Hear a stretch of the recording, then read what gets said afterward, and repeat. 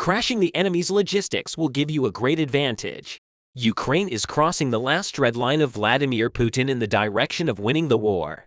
The dream of the Kiev leader, and the key to end the war. Crimea constitutes an important line for the Kremlin leader that feeds the logistical vein that shapes the future. The Moscow administration made Crimea the center of military logistics and constantly transported weapons, ammunition, and soldiers from the Krasnodar region of Russia to the Crimea.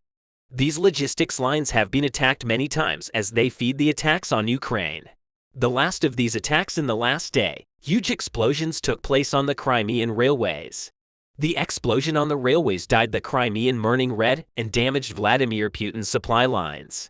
As a result of the explosions, Russia's logistics connection with Crimea was cut official.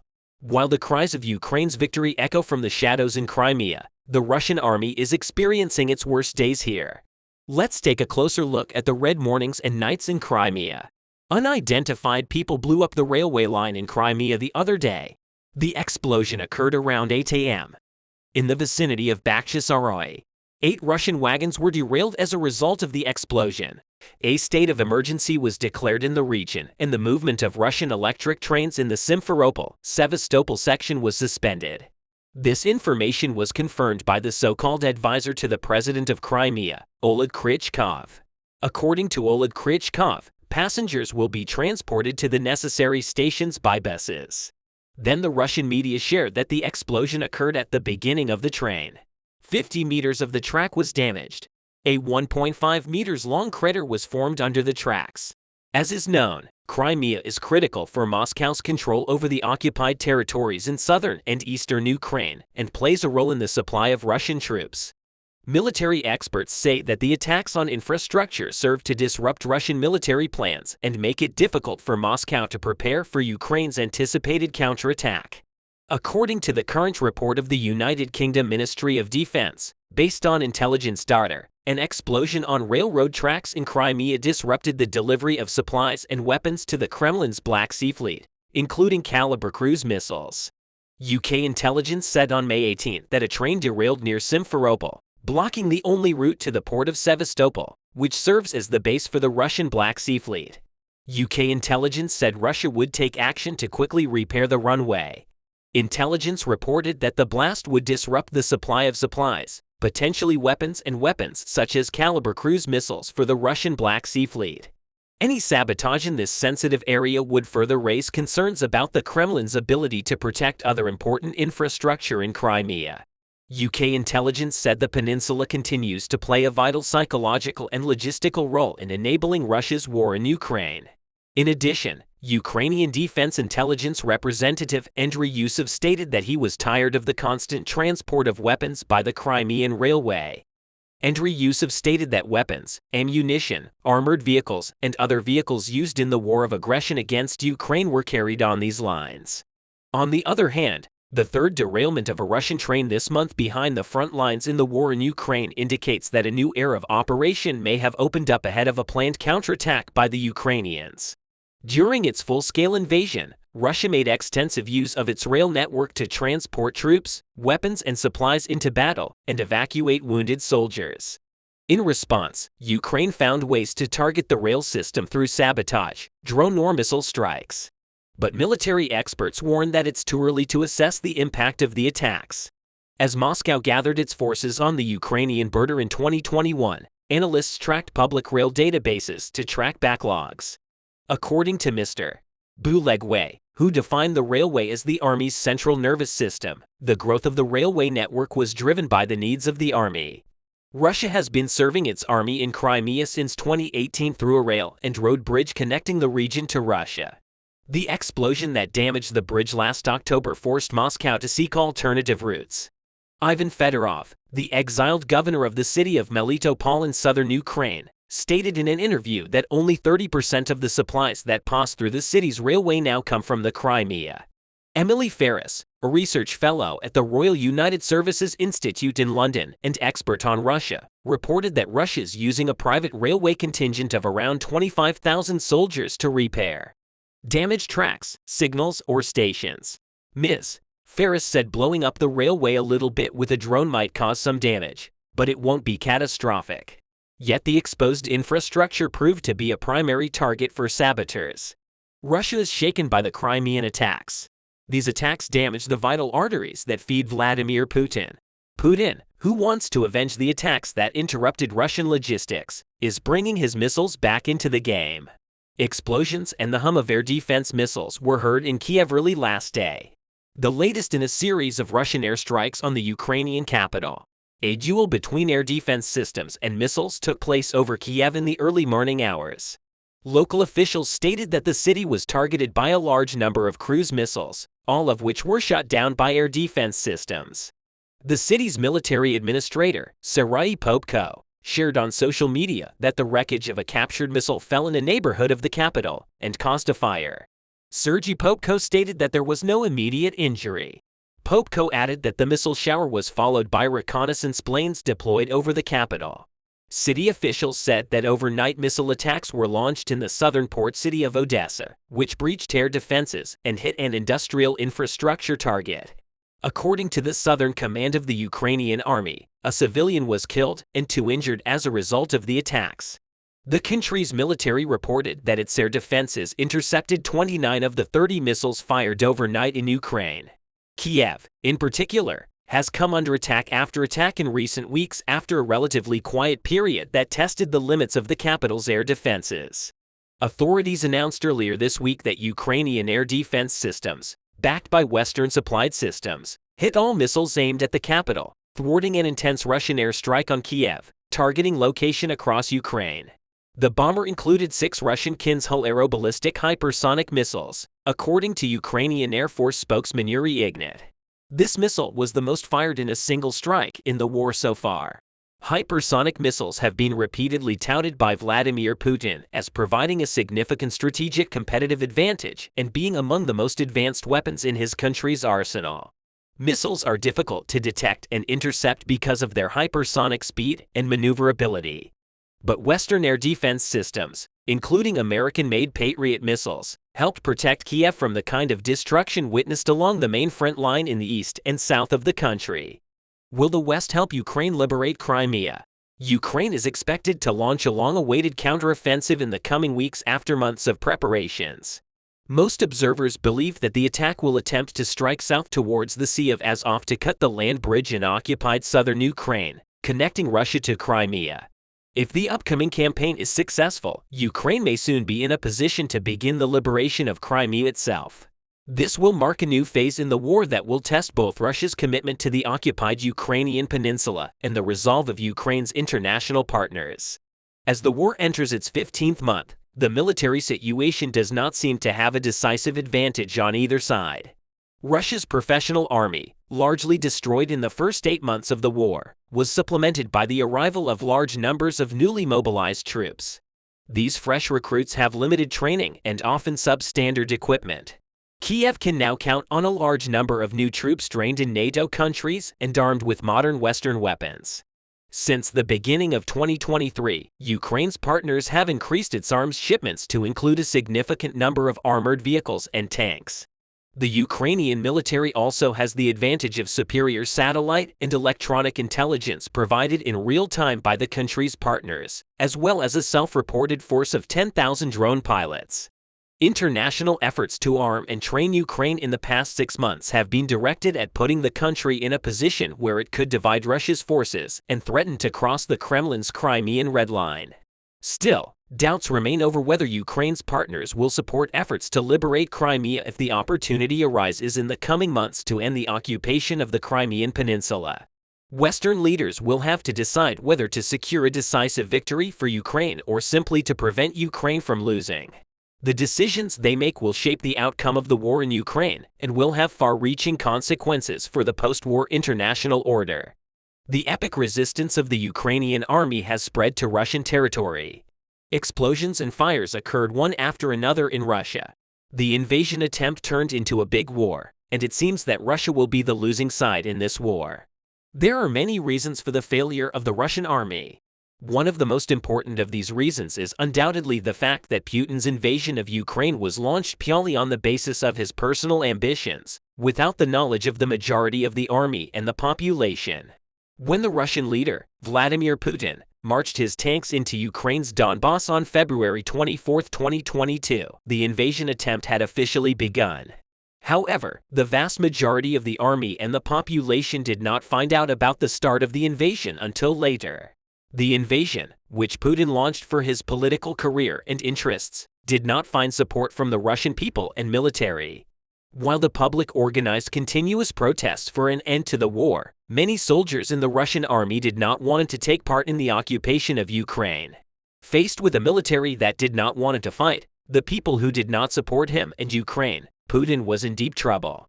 While Putin is struggling to continue the occupation with a handful of soldiers he has left his plans to solve, the troop problems have failed one by one. Russian soldiers are surrendering to Ukrainian troops at the first chance they get. Since the beginning of the Russian-Ukrainian war, thousands of Russian soldiers have surrendered to Ukrainian troops. As a result, Ukrainian authorities have created a hotline and developed a mobile application to systematically handle the ever-increasing number of surrenders. This hotline, called I Want to Leave, has been called by tens of thousands of Russian soldiers. To date, more than 40 million users have accessed the app. About 85% of them are from Russia. Thousands of Russian soldiers surrendered to Ukrainian troops thanks to the I Want to Leave project. But what is the fate of the soldiers who surrendered to Ukraine? Let's take a look together. Russian soldiers who surrendered to Ukrainian troops have the right to continue their lives as they choose. Surrendered soldiers can continue to live on Ukrainian territory or return to their own. Others choose to join to the Ukrainian army and fight against Putin. The number of Russians who left the Russian occupiers switched sides and joined the Ukrainian army is increasing day by day. So Russian soldiers who surrendered to Ukraine have formed a group called the Free Russia Legion to fight against the occupying Putin. Hundreds of new Russian soldiers have joined the Free Russia Legion, which has been very effective against Putin in recent days. The current internal conflicts within the Russian army and Putin's attitude are the biggest reasons for Russian soldiers to join the Free Russian Legion after the lack of soldiers and ammunition in the Russian army. The next biggest problem is the factions within the army. Because of the factions within the army, thousands of soldiers surrendered to Ukraine and joined the Ukrainian ranks.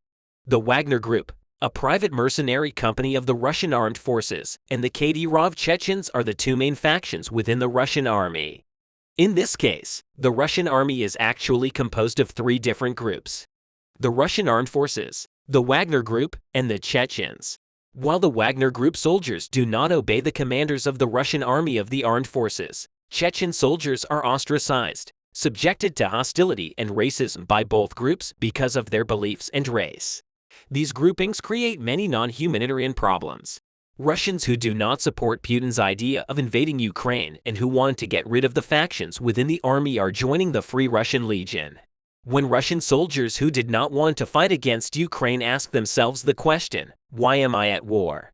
they realized that it was to die for Putin's personal interest, and in the end, they chose to surrender to Ukrainian troops.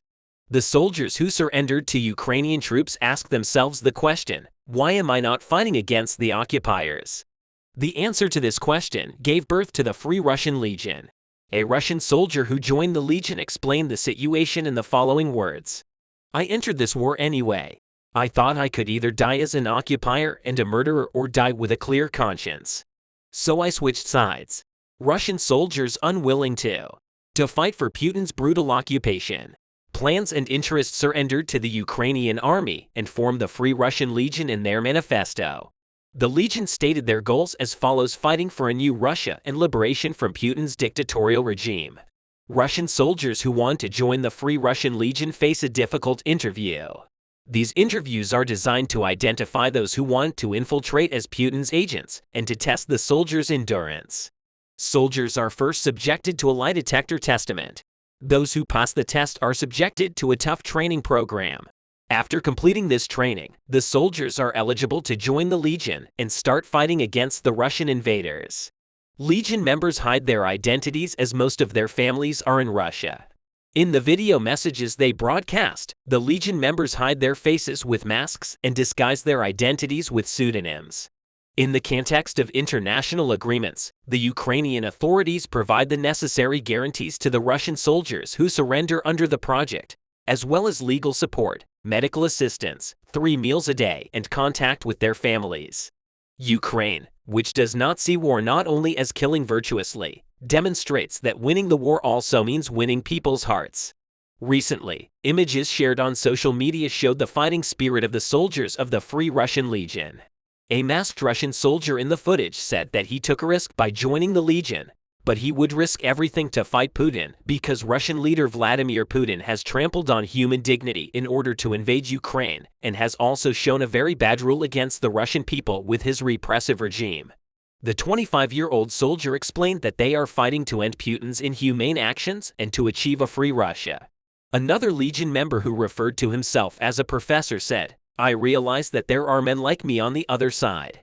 I cannot go against my principles. I want my country to be free and democratic." A Legion member in his 50s who said he considered himself a Russian nationalist and used the pseudonym Caesar, said, "I felt sorry for the Po guys. I would like to be able to tell them you have no enemies in Ukraine. There are no enemies in Paris or New York. All of your enemies are sitting in Kremlin." With these words, he expressed his anger against Putin. Caesar described the Legion this way: "They are all different people. They all have different fates. But we are united by one goal to defend Ukraine and then return to Russia with weapons in our hands." The contribution of these freedom heroes who switched sides and fought alongside the Ukrainian army has been enormous. The Ukrainian army is able to get vital information from Russian soldiers who have switched sides and are willing to fight against Putin, such as the Russian army's war strategy, a strategic location where the occupying troops are stationed, and Russian commanders. Thanks to this information, the Ukrainian army carries out successful operations. The Free Russian Legion has carried out many operations since its establishment. The Legion has used many unusual tactics in these operations. One of these tactics was a great tactic. That was the devil's worst enemy. The soldiers of the Legion hung Russian flags on their tanks and entered the territory controlled by the Russian army. As a result of the infiltration operation, the Free Russian Legion soldiers gathered detailed information about the Russian soldiers and passed this information to the Ukrainian army with the support of the Ukrainian army. The numbers of the Legion carried out operations against the occupiers' positions in the region with the support of the Ukrainian army. The members of the Legion carried out operations against the occupiers' positions in the region. The command centers of the occupiers were captured and ammunition depots were blown up. The Russian army was helpless in the face of these operations. Russian leader Vladimir Putin has been developing new measures and strategies every day to prevent its exhaustion, but not to avail. It looks like Putin will soon wave the white flag. Russian forces failed to return full control over the Russian territories during the first day, and the fighting carried over into the next day. By morning, the situation did not change much. After 12 hours of continuous fighting, Russian forces reportedly only managed to advance a little bit in the northern part of Goropodol, while the resistance forces assumed positions in the southern part of the settlement. Local residents posted multiple videos of artillery strikes and the aftermath of shelling. Time worked against Russians because the longer it took Russians to push the resistant forces back, the more they managed to build and equip defensive fortifications in the rear. As can be seen from the geolocated video of the Russian control point, the footage shows that the terrorists bags with sand from the control point to block the roads and create defensive points. After noon, the insurgent forces reportedly started retreating from Grayvarin, and the Russian Ministry of Defense soon declared that the terrorist operation was completed and all saboteurs were destroyed. It turned out that the head of the counter-terrorist operation was the notorious General Lapin, who lost all territories under his responsibility in the aftermath of the second Ukrainian counteroffensive in the Kharkiv region. The video showed how he marched on the main road leading his forces into the battle. This raised concerns in the Russian media space as Lapin is not perceived as a competent leader. A few hours later, it became clear that the operation was not over. Local residents continued publishing videos with audible gunfire and explosions. Later, a soldier from the Russian forces reported that Ukrainians were still controlling Kazinka, Glovo, and the control point. He said that the resistance was immense and they lacked the forces and support to recapture the settlements. He claimed that the insurgent forces were firing at Russian forces from tanks, mortars, and artillery. Geolocated footage confirmed the claims of the Russian soldier showing mortar positions in Koznica. The insurgent forces reportedly had at least 5 times the amount of support as Russian forces and were also reinforced by around 500 more troops. Simultaneously, local residents started reporting that the Freedom of Russia Legion entered the Belgorod region from the south as well. It was reported that Ukrainians conducted an artillery preparation and struck objects in the vicinity of Bogun, Gorodok, Lozovaya, Rutka and Sopka. Later, sabotage groups reportedly entered Gorkovsky, Bogun, Gorodok and Zenovka and started moving northwest, possibly to close the gap and effectively establish control over at least 300 kilometers squared of the Belgorod region. According to Russian sources, Russian rapid deployment forces, frontier police and regular forces were deployed to prevent any further expansion of the insurgent forces. Russian military analysts got worried about the escalation of the situation because Ukrainians reportedly have created at least 3 areas of visible forces concentrations around the Belgorod region. 500 troops near Velika Pisarivka, 2,000 troops near Udi, and 2,000 troops near Lipsy. So it looks like the insurgent forces initially retreated not because they were defeated. They retreated for 3 reasons. Firstly, they rejoined Russian forces on themselves. Secondly, they finished preparing their defense in order to conduct this operation and the Russian forces without damage to themselves. And thirdly, they received a reinforcement to hold the line tightly. The insurgent forces revealed the biggest current vulnerability of the Russian army. Russians simply do not have any reserves left because all of them have already been deployed to the front. That is why they were forced to use rapid deployment forces from the Federal Security Service, which did not work very well because firstly, they do not have heavy equipment such as artillery. And secondly, yesterday's drone strike successfully hit the Department of Federal Security Service in Belgrade, which likely caused disarray. Today's footage clearly shows that the drones hit the parking lot and also penetrated the building. The head of the Freedom of Russia Legion reported that those reserves that the Russians managed to scramble, namely a motorized rifle company, were destroyed and Russians started deploying new forces. The latest Russian reports once again claimed that the insurgent forces retreated and Russians returned control over the region. However, even if it is true, they seem to have accomplished their mission because Russians started relocating their forces from the front. Ukrainian intelligence reported that Russia started redeploying their forces from Ukraine to the Belgorod region. Russian military analysts confirmed this information and specified that the Russian military leadership decided to deploy the 74th Motorized Rifle Brigade to the Belgorod region border area in order to counter the current attacks and prevent future ones. And this is a very favorable development for Ukrainians because it relieves the fronts and also diminishes the number of available Russian reserves. Reserves is the decisive factor in a successful defensive operation because they are used to prevent a total collapse after the first line of defense is breached. The decreasing number of enemy reserves significantly increases the chances of a successful counteroffensive operation. Thank you for watching us.